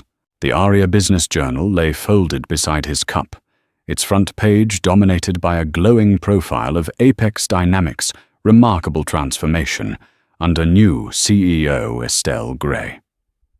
The company's stock price had not only recovered from the initial shock and volatility of the ownership transfer, but had reached record highs as Estelle implemented technological innovations that had been stalled for years under Rafael's increasingly paranoid and ego-driven leadership. Estelle Gray has transformed Apex from a company that was coasting on past achievements into a dynamic innovator that is once again pushing the boundaries of what is possible, read a quote from a prominent industry analyst. Her visionary technical leadership, combined with ethical business practices and genuine employee empowerment, has created a workplace culture that attracts the very best talent from across the entire technology sector. Rafael closed the newspaper with hands that trembled slightly from a combination of medication side effects and emotional stress. The woman he had systematically dismissed as a boring suburban housewife was now being celebrated as one of Aria's most visionary business leaders and technology innovators. Tech industry magazines featured her on their covers with headlines about the stolen genius finally getting her due. Universities across the country invited her to deliver keynote speeches about innovation, perseverance, and overcoming systemic discrimination. The professional recognition and respect he had craved and pursued for decades was now flowing to her in overwhelming abundance. His phone buzzed with a text message from his current attorney, his third since the divorce proceedings, as legal fees had forced him to continually downgrade to cheaper representation. The criminal investigation into Apex's business practices under his leadership had been quietly dropped due to insufficient evidence of intentional wrongdoing. But the civil lawsuits from former employees who claimed wrongful termination and discrimination were mounting steadily. His 20% ownership stake in the company, which had initially seemed like a devastating punishment, was now his only reliable source of income as legal fees and settlement costs consumed his remaining liquid assets. The coffee shop door chimed softly, and Rafael looked up to see Sophia walking toward his table with the measured gait of someone fulfilling an obligation rather than seeking connection. His 17-year-old daughter met him here every few weeks for these carefully scheduled visits that felt more like charity work than genuine family time. "Hi, Dad," Sophia said, as she settled into the worn chair across from him. At 17, she had grown into a remarkably poised and intelligent young woman who looked increasingly like her mother with each passing month. She was headed to Stanford University in the fall on a full academic scholarship, her future bright with limitless possibilities and opportunities. "How are you holding up?" she asked, and Raphael could hear the careful politeness in her voice that had completely replaced their once natural and easy affection. "I am managing to get by," he replied, though they both understood it was barely true. His clinical depression had deepened significantly over the months as the full scope of his losses became impossible to ignore. Not just the money and professional status and public recognition, but the meaningful relationships that had once given his life purpose and joy. "Mum wanted me to tell you about the new scholarship program she is launching," Sophia said, with obvious pride in her mother's achievements. "The Estelle Gray Foundation for Women in Technology.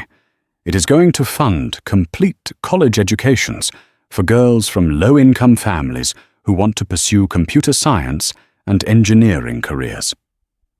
Raphael nodded without surprise, recognizing the generous impulse as exactly the kind of thing the Estelle he had originally married would have wanted to do before he had convinced her that her dreams and ambitions mattered less than supporting his career and ego. She has also been asked to testify before Congress next month about intellectual property rights and gender discrimination in the technology industry, Sophia continued. The story of what happened to her has apparently become a powerful symbol for thousands of women who have had their work overlooked, minimized, or stolen by male colleagues. Raphael felt a familiar stab of emotion that fell somewhere between genuine regret and bitter envy. Estelle was rapidly becoming exactly the kind of respected public figure and policy influencer he had always desperately wanted to be. Someone whose opinions shaped industry standards and government regulations. Someone whose personal story inspired meaningful social change. "How is your mother doing personally?" Raphael asked quietly, dreading but needing to hear the answer. Sophia studied her father's face carefully before responding. "She is genuinely happy, Dad. Really, truly happy in a way I had never seen before. She wakes up every morning excited about her work and the positive impact she is making. She is also in a serious relationship now with Dr. Julian Alves, a computer science professor at ATU who knew her back in graduate school. He treats her like she is the most brilliant person he has ever met, instead of trying to diminish her to make himself feel more important." The information about Estelle's new relationship twisted in Raphael's chest like a knife being slowly turned. She had not just moved on and recovered from their marriage. She had found someone who genuinely appreciated and celebrated her intelligence and achievements. Someone who did not need to steal her accomplishments to feel worthy of being her partner.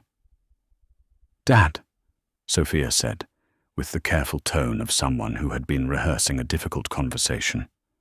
"I know you are hurting and struggling right now, but you have to understand that what you did to Mum was not just unfair or inconsiderate.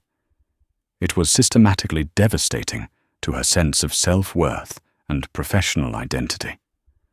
You made her believe she was worthless while building your entire public success on her revolutionary work." Raphael wanted desperately to argue, to defend his choices and actions, but the months of forced solitude and therapy had gradually stripped away most of his protective delusions and self-justifications. "I know what I did was wrong," he whispered. "Do you really, though?" Sophia leaned forward with an intensity that reminded him powerfully of her mother at that age. "Because I still hear you talking about what happened to you, not what you did to her. You lost your company because you systematically stole credit for her brilliant work for 20 years. You lost your family because you chose a younger woman over the people who genuinely loved and supported you. You lost your reputation because you built it entirely on lies and betrayal. Each word hit Raphael like a physical blow, because they were undeniably, painfully true. "I made terrible mistakes," Raphael said weakly, grasping for some way to minimize his culpability. "Dad, they were not mistakes. They were deliberate choices that you made every single day for 20 years. Every morning you chose to take credit for Mum's revolutionary work. You chose to make her feel small and worthless, so you could feel important and successful. You chose to betray our entire family for a woman who was obviously using you for your money and status." Sophia pulled out her smartphone and showed him a social media post that made his stomach clench with recognition. It was Isabella Monet, now working as a marketing consultant in Dallas, posting about her role in helping expose corporate fraud and systematic discrimination against women in technology. She had successfully repositioned herself publicly as a principled whistleblower rather than an opportunistic accomplice who had betrayed him to save her own reputation. "Even she is doing significantly better than you are right now," Sophia said, with obvious sadness for her father's situation. Because she understood how to cut her losses intelligently and reinvent herself when circumstances changed.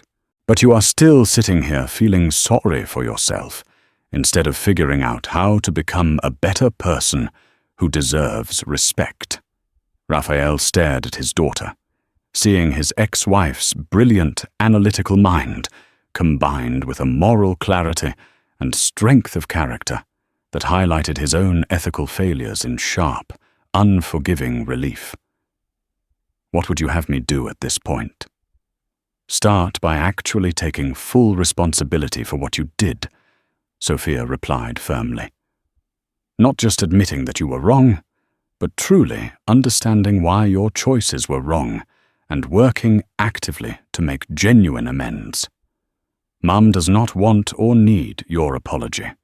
At this point, she has moved far beyond needing your validation or recognition.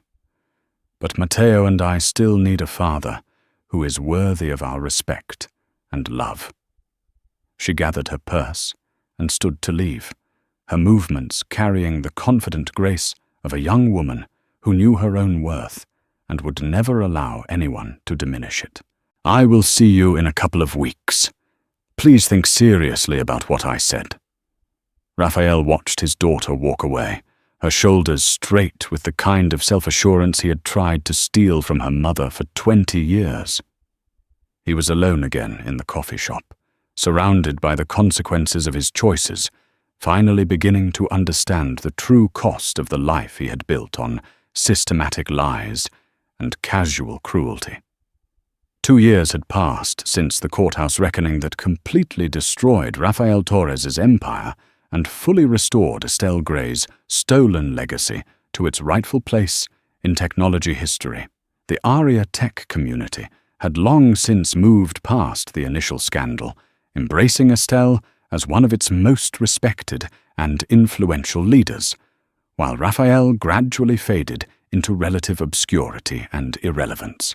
Apex Dynamics, now officially renamed Gray Innovations to honor its true founder and primary innovator, occupied a gleaming new corporate campus in South Aria that had become a model for ethical technology companies worldwide. The company culture Estelle had deliberately built from the ground up emphasized collaboration over competition, ethical leadership over profit maximization, and genuine recognition for all contributors, regardless of their gender, background, or seniority level. Employee satisfaction scores consistently ranked as the highest in the entire technology industry, and the company's breakthrough innovations in sustainable data processing had attracted global attention from environmental organizations and government agencies. Estelle stood in her spacious corner office, looking out at the Aria skyline as she prepared for her afternoon presentation to the City Council about expanding technology education programs in underserved communities throughout Central Texas. The Estelle Gray Foundation had already funded complete college scholarships for over 300 young women pursuing careers in computer science and engineering, and her advocacy work had led to significant policy changes around intellectual property rights and workplace discrimination at both state and federal levels. Her phone buzzed with a text message from her fiancé, Dr. Julian Alves, a computer science professor at Aria Tech University, who had known her during their graduate school days, but had reconnected with her only after her public vindication. He understood and celebrated her passion for technological innovation, not as a threat to his own professional ego, but as one of the qualities he most admired and respected about her as both a colleague and life partner. Incredibly proud of you, as always. Dinner at 8 to celebrate another day changing the world for the better. Estelle smiled warmly, remembering how foreign such unconditional supportive partnership had felt when they first began dating seriously. After 20 years of having her contributions systematically minimized and dismissed, being with someone who actively celebrated her professional successes and intellectual achievements had required significant emotional adjustment and healing. A soft knock on her office door interrupted her thoughts. Her executive assistant entered with an expression of genuine surprise mixed with curiosity. Estelle, there is someone here to see you who does not have an appointment.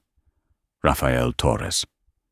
He says he has something that belongs to you, and that he needs to return it personally. Estelle felt the familiar tightness in her chest at the mention of her ex-husband's name, though the sharp pain of their complicated shared history had gradually dulled to a manageable ache over the months of therapy and personal growth. She had not seen Rafael since their final custody hearing 18 months ago, when they had worked out a practical arrangement that prioritized their children's emotional well-being above their own complicated feelings and unresolved conflicts. "Please send him in," she said, after a moment of careful consideration. Rafael entered her impressive office, looking significantly older than his 50 years. The confidence, swagger, and natural authority that had once defined his public persona were completely replaced by something that resembled genuine humility mixed with deep regret. He wore a simple blue button-down shirt instead of the expensive designer suit she remembered, and his hair had gone completely grey at the temples in a way that made him look distinguished, but also somehow diminished. "Hello, Estelle," he said quietly, his voice carrying none of its former commanding presence. "Thank you for agreeing to see me without advanced notice." "Rafael," she gestured toward the comfortable chairs arranged in front of her desk, deliberately choosing not to sit behind it in a position of authority or dominance. Whatever this unexpected conversation was going to be, she wanted it to happen between equals rather than as some kind of power dynamic. "What can I do for you?" Rafael reached into a worn canvas messenger bag and carefully pulled out a familiar leather portfolio that made Estelle's breath catch in her throat. It was her original senior thesis from their university days, complete with all her handwritten notes and calculations. She had not seen it in nearly 20 years and had assumed it was lost forever. "I found this in storage while I was cleaning out my apartment," he said, placing it gently on the coffee table between them with obvious reverence. "It belongs to you. It always belonged to you, and I should have returned it years ago." Estelle opened the portfolio carefully, seeing her younger self's passionate handwriting, filling page after page with revolutionary ideas and elegant solutions that had ultimately transformed both their lives in ways neither could have predicted. The margins were filled with excited notes and complex calculations, the work of a brilliant young mind exploring uncharted intellectual territory with pure joy and determination. "Why are you bringing this to me now?" she asked, genuinely curious about his motivations. Rafael settled back in his chair, his hands folded in his lap, in a gesture of complete openness and vulnerability. Because I have spent the past 2 years in intensive therapy, working to understand how I became someone capable of systematically erasing the person I once loved most in the entire world. My therapist helped me finally see that I was not just taking credit for your work. I was attempting to steal your identity and achievements to compensate for my own deep insecurities and feelings of intellectual inadequacy. He looked directly at her for the first time since entering the office, and she was surprised to see genuine tears forming in his eyes. I was threatened by your brilliance, Estelle. I always had been, even back in college. You could see elegant solutions to problems that completely baffled me. And instead of celebrating that incredible gift, I felt diminished and threatened by it. So I started taking credit for your ideas as a way to feel worthy of being your intellectual equal and life partner. Estelle felt something fundamental shift inside her chest as she heard him articulate the emotional truth that had underlain all his destructive behavior. This was the first time Raphael had ever acknowledged the psychological reality beneath his actions, not just their practical consequences or legal implications. The credit-taking became a habit, then a deliberate strategy, then a complete delusion, Raphael continued with obvious difficulty. I convinced myself over the years that my business skills and marketing abilities were what made your ideas commercially valuable, that I somehow deserved equal credit for transforming your academic research into profitable products. But the absolute truth is that I was always just the salesman. You were the true visionary and innovator. Tears were now flowing freely down Raphael's face, and Estelle realized with shock that she had never once seen him cry during their entire 20-year marriage. Not during their wedding ceremony, not at their children's births, not even during their devastating divorce proceedings. I destroyed our family and threw away 20 years of genuine partnership to chase an ego boost from a woman who saw me as nothing more than a convenient meal ticket, he said, his voice breaking with genuine emotion. I traded away the most extraordinary person I had ever known to feel temporarily important to someone completely ordinary and manipulative. It was the most catastrophically stupid failure of judgment in human history. Estelle found herself unexpectedly moved by his raw honesty and obvious emotional pain, though she remained appropriately cautious and guarded. Raphael, I genuinely appreciate you acknowledging all of this so clearly, but why now? What do you want from me? Nothing at all, he said with simple sincerity that surprised her. I do not want your forgiveness because I understand that I do not deserve it and never will. I do not want any kind of reconciliation because that possibility ended when I made my choices and you have built a much better life without me in it. I simply wanted you to know that I finally understand the full magnitude of what I destroyed and that I am working every single day to become someone worthy of our children's continued respect and love. He reached into his messenger bag again and pulled out a thick manila envelope, placing it beside the thesis portfolio. This is a complete public statement detailing my appropriation and theft of your work, written entirely in my own words for release to any media outlets or industry publications you choose to use it with. I am also formally donating my remaining shares in Grey Innovations to your foundation's scholarship program. Estelle stared at the envelope in genuine surprise. Raphael, those shares are worth several $1 million at current market value. That represents your entire retirement security and financial future. I will figure out some other way to support myself, he said, with a self-deprecating smile that reminded her briefly of the young man she had once fallen in love with. Maybe I can become a more honest salesman for someone else's legitimate innovations and ideas. Those shares should go toward helping other women avoid what happened to you." They sat in comfortable silence for several minutes, the weight of 25 years of shared history settling between them like a familiar presence. Estelle looked carefully at the man she had once loved with complete trust and devotion, seeing perhaps for the first time the person he might have become if fear, insecurity, and toxic masculinity had not poisoned his character and judgment. "How are Sophia and Matteo doing?" she asked finally, genuinely interested in his relationship with their children. Raphael's expression brightened noticeably for the first time during their conversation. "They are both absolutely incredible young people.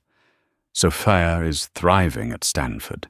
She is studying computer science and artificial intelligence, following directly in her mother's brilliant footsteps. Matteo has been accepted to several top engineering programs and will probably end up at MIT or Caltech. They are both ethical, accomplished, intellectually curious people despite having me as their father." "They had you as their father, too," Estelle corrected gently but firmly. "You made terrible, destructive choices that hurt our entire family, Raphael. But you were not entirely a terrible father to them. They remember and value the good parts of their relationship with you as well." Raphael looked genuinely surprised by her unexpected kindness and generosity. "You do not have to say that to make me feel better about my failures. I am not saying it to make you feel better. I am saying it because it is objectively true, and because Sophia and Matteo need to know that their father is genuinely capable of growth and positive change." Estelle closed her thesis portfolio carefully. "What are your plans for the future?" "I am working as a business strategy consultant for small startup companies, helping them with marketing plans and investor relations. It is honest work that makes good use of my actual skills, and I am reasonably good at it when I am not trying to take credit for other people's technical innovations." Raphael stood to leave, moving toward the door with obvious reluctance. "I hope that someday our children will be genuinely proud to introduce me as their father, rather than embarrassed by my past behavior and choices." He paused at the office door and turned back to face her one final time. "Estelle, for whatever it is worth, after everything I put you through, seeing what you have built here, the leader you have become, the respect and recognition you have earned, it represents everything you deserved 20 years ago and should have had all along. I am genuinely happy that you finally have the professional success and public acknowledgement that was always rightfully yours." After Raphael left, Estelle sat alone in her office for a long time, processing the unexpected encounter and its emotional implications. The man who had systematically betrayed and abandoned her was clearly not the same person who had just walked into her office with genuine remorse and a desire to make whatever amends were possible. The change seemed authentic and deeply rooted, born from serious self-examination rather than strategic positioning or manipulation. She opened her laptop and began typing a careful email to Sophia and Matteo, letting them know about their father's visit and sharing her honest belief that he was working seriously to become someone worthy of their continued relationship and respect. Outside her office windows, Aria's skyline stretched toward the horizon, a city built on innovation, determination, and the kind of resilience that allows people and communities to reinvent themselves when circumstances demanded. Estelle Grey had not just reclaimed her stolen legacy and built something even greater from its foundation. She had demonstrated that redemption and positive change were possible for anyone willing to do the difficult work of honest self-examination and genuine accountability. But perhaps more importantly, she had shown that truth has a way of emerging no matter how deeply it is buried. that justice delayed is not always justice denied, and that the quiet strength of those who build, rather than simply boast, will ultimately be recognized and celebrated by history. In the end, Estelle Grey had not just won her legal case or reclaimed her professional reputation. She had won something far more valuable and lasting: the restoration of her own voice and the absolute assurance that it would never again be silenced, minimized, or stolen by anyone. This incredible true story gets more shocking with every twist. If you're curious to see how far this man's world crumbles and what his ex-wife was really planning all along, you'll want to hear every detail. And if this story resonates with you, I'd love to know your thoughts in the comments below. Now, let's dive into Chapter 1, The Arrogant King.